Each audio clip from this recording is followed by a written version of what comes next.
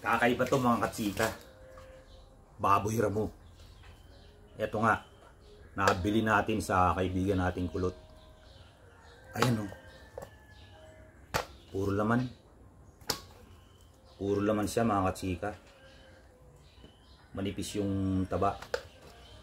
Ayan o. Ano kaya masarap na luto dito mga katsika?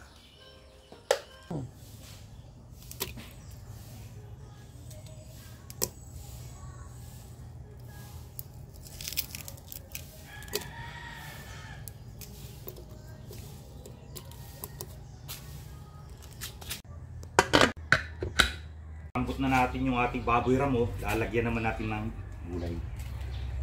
Lagyan natin ng pechay. Lagyan natin ng sigarilyas. Talong. At siyempre, yung ating siling haba. At siyempre, yung ating pampaasim, santol.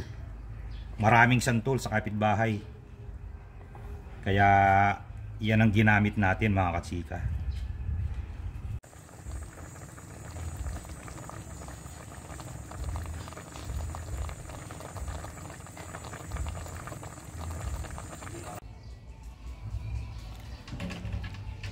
Katsika, sa mga nag-comment po kung anong iluluto natin sa baboy damo, maraming salamat.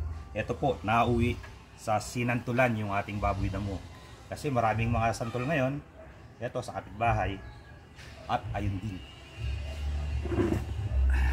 Okay katsika, hugas ka muna ng kamay. Ayos.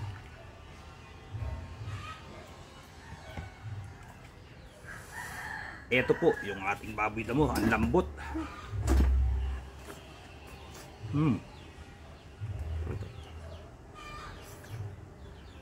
Mainit eh.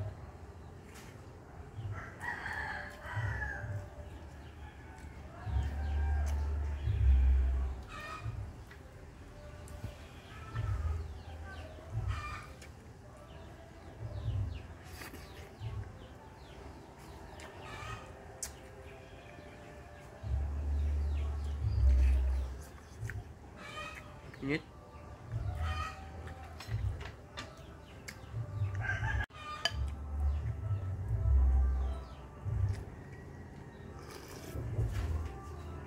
Katsika, sarap.